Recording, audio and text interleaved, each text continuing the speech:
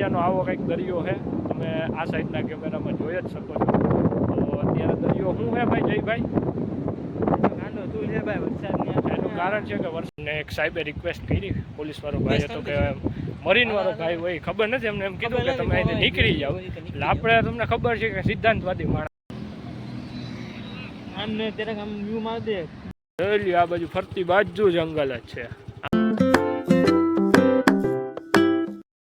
Hello YT family, કેમ છો તમે બધા? હોપ કે તમે બધા મજામાં જશો. આપણે પણ એકચ્યુઅલીમાં મજામાં જ છીએ અને તમારા બધાનું સ્વાગત કરું છું આપણા આજના નવા બ્લોગમાં. આમ કહેવાય કે ઘણા સમયથી આપણા બ્લોગ નથી આવતા, આવે તો પણ લેટ આવે છે.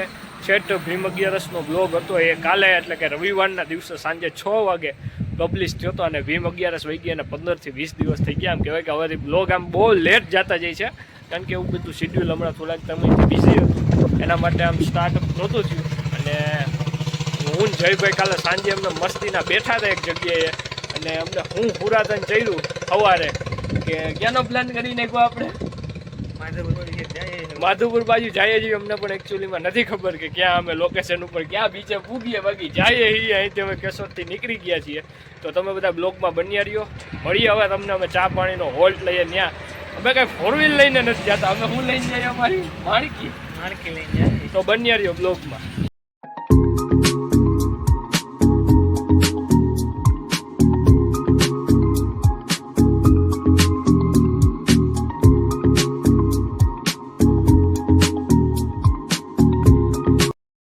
હું ને જયભાઈ ફાઇનલી માંગરોળ પૂગી ગયા છીએ, અને જ્યાં જવાનું હોય ત્યાંથી આમ કહેવાય કે અડધો રસ્તો અમે કાપી નાખ્યો છે.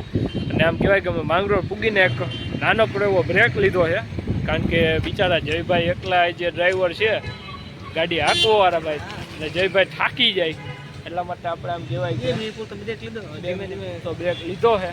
અને હવે આપણે શું પકડવાનું છે?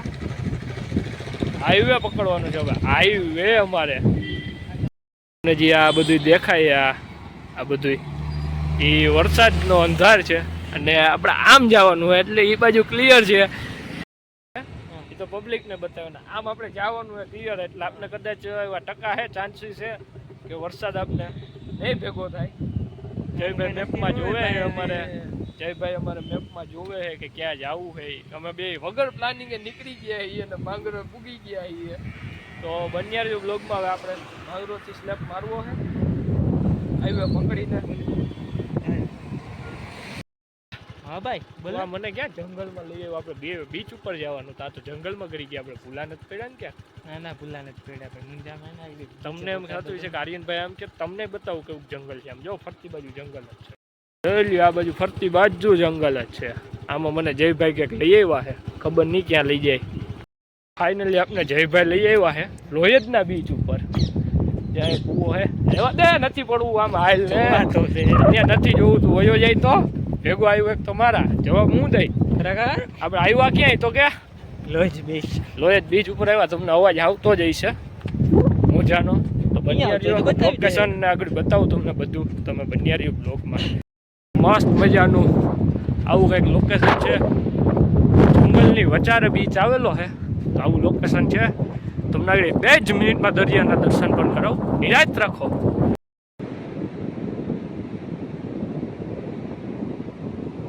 તો મસ્ત મજાનો આવો કંઈક દરિયો છે. તમે આ સાઈડના કેમેરામાં જોઈ જ શકો છો. તો અત્યારે દરિયો શું છે ભાઈ જયભાઈ? એનું કારણ છે કે વરસાદની આગાહી છે, અને પ્લસ ચોમાસું બેસી ગયું ઓરે એવું છે ને, પ્લસ આગાહી છે, પ્લસ હવે ચોમાસું બેસી ગયું છે. એટલા માટે દરિયામાં આમ કહેવાય કે થોડું કારણ છે. એમાં તમને બધું આ જે સેકન્ડ કેમેરો છે એમાં દેખાતો જ હશે મોજા કેવા મારે છે. તો આવો કંઈક અત્યારે નજારો છે. આવું બધું મસ્ત મજાનું લોકેશન છે. આવું ત્યાં આગળ જઈએ થોડી વારમાં. આવું બધું મસ્ત મજાનું લોકેશન છે. બન્યા રહ્યો બ્લોગમાં. તો પછી શું થયું જયભાઈ, કેમ આપણે પાછા જવા માંડ્યા? હા, ઓલું વાતાવરણ બેકાર છે, એને હિસાબે અમને એક સાહેબે રિક્વેસ્ટ કરી, પોલીસ વાળો ભાઈ હતો કે મરીન વાળો ભાઈ હોય, ખબર નથી, એમને એમ કીધું કે તમે અહીંથી નીકળી જાઓ. એટલે આપણે તમને ખબર છે કે સિદ્ધાંતવાદી માણસ છીએ, એટલે આપણે નીકળી ગયા સીધા. તો ખોટું આપણે હેરાન થવું કારણ વગરનું. એના કરતાં અત્યારે બીચ બંધ છે, તો હું ને જયભાઈ પાછા નીકળી ગયા છીએ બહાર. બાકી હજી એક્સપ્લોર કરે જ. હજી કંઈક કરે જ એક્સપ્લોર, ફોટા બોટા પાડે, પણ હવેથી નથી પડે એમ. તો હવે આપણે ક્યાં જવું જયભાઈ? જોઈએ હવે, વિચારીએ શું કરશું. હાઈવે ઉપર ચડીએ પછી જોઈએ શું થાય. તો પછી અહીંથી હવે માધુપુર મારી દે કે નક્કી નહીં. તો મારી દે ભાઈ, માંગરોળે ક્યાંક ભાગી નક્કી નહીં. હવે એમાં એવું છે અત્યારે વાતાવરણ બેકાર છે ને, એની હિસાબે ક્યાંય જવા નહીં દે. તો હવે આપણે શું કરીએ, જઈલા કેશોદ જ વયા જઈએ, કામ કરીએ. હજી જયભાઈ ને કેશોદ નથી જવું, તો કાંઈક કરીએ. હાલો ને તમને થોડીક વારમાં જણાવીએ ડિસિઝન લઈને.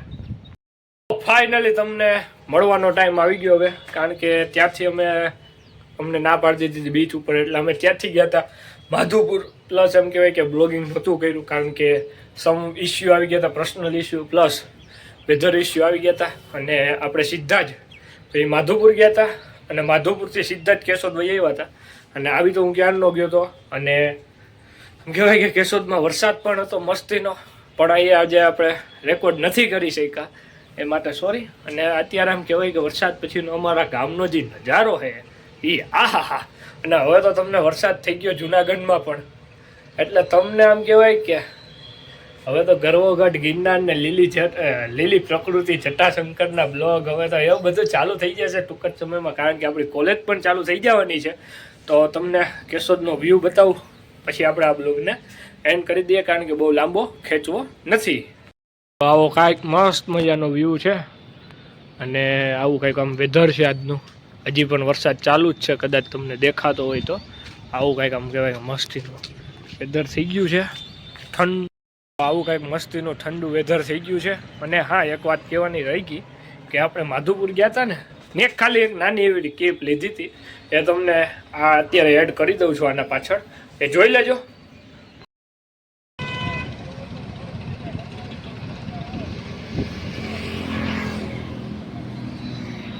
આમને ત્યારે આમ વ્યૂ માર દે.